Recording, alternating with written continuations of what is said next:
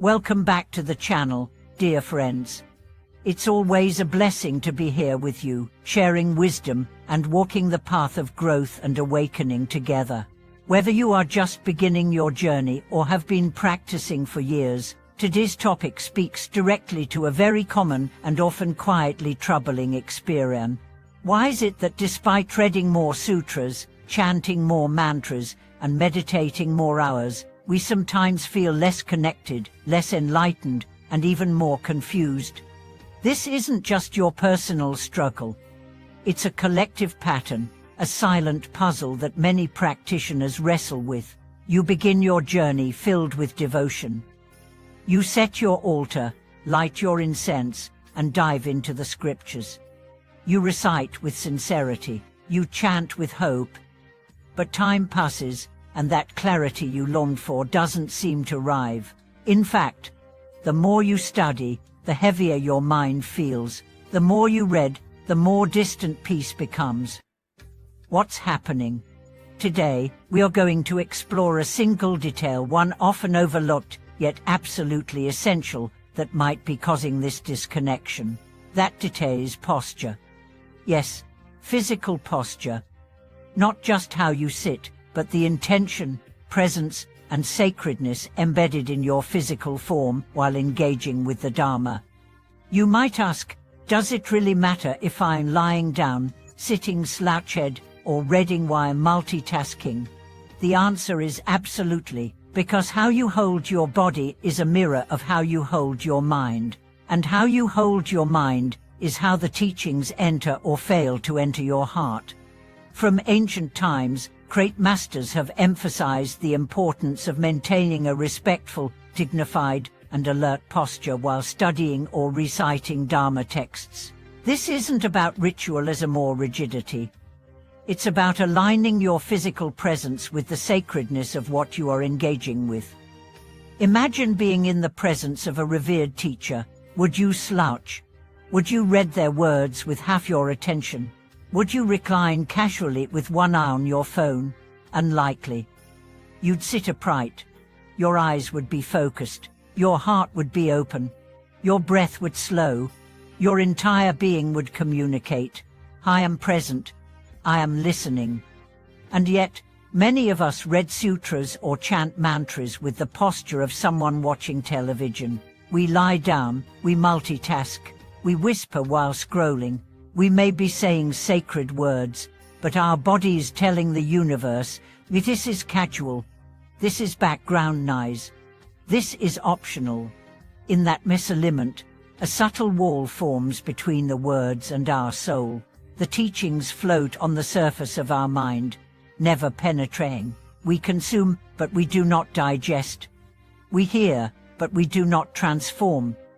One renowned monk once said, "If you want to meet the Buddha, sit as if he were already here." That is the invitation of posture, to treat every chant, every page of scripture, every sacred name as a meeting with the divine, as a holy communion with timeless truth. This doesn't mean you must always sit in lotus or wear robes. It means your presence must be whole. Your posture must say, "This matters." And when your body says that, your heart starts to believe it too. Your attention sharpens, your emotions calm, your intuition awakens. Suddenly, the words you've read 100 times begin to speak to you in new ways. There's a story of an elderly woman who lived alone in the mountains. She had never been to a monastery. She couldn't tread, but every morning she would bow to a picture of the Buddha, light a candle, and whisper a single phrase, "Thank you for your light." She did this with such care, such reverence, that even monks who visited her felt moved. They said her presence was more peaceful than many temples. What was her secret? It wasn't knowledge. It wasn't hours of study. It was her posture, her inner and outer posture of gratitude, devotion, and presence. Her body became the scripture. Her breath became the chant. Her silence became the prayer. This is what we are missing when we rush through our practice, when we sit with sloppy backs, when we read with distracted eyes. We miss the transmission. because the Dharma is not just information, it's vibration, and to receive it, your entire being must vibrate in harmony with it. You may ask, but what if I'm tired? What if I'm sick? Isn't it better to chant lying down than not at all? And yes, there is compassion in the Dharma for your limits. If you're bedridden or weak, sincerity counts more than posture. But if you are capable and simply lazy, then the answer is clear. Posture is part of the path. Respect it, and it will elevate you. Let's take this into a practical reflection. Next time you sit to read a sutra, take 1 minute to align your spine. Roll your shoulders back, place your feet flat, or sit cross-legged with intention. Take 3 deep breaths. Feel your body become a temple. Imagine the Buddha before you.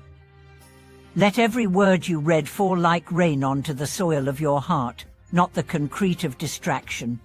And then, watch the miracle unfold. A verse that once felt dry suddenly fills your chest with light. A mantra that once felt repetitive begins to melt your fears. A teaching that once confused you reveals itself with clarity, not because the text changed, but because your posture allowed it to reach you.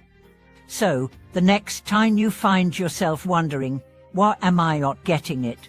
Why does this feel dull? Ask yourself this: how am I sitting? How am I breathing? How am I holding this moment? That's where the answer lies. Not in another book, not in another teacher, but in your spine, your breath, your gaze.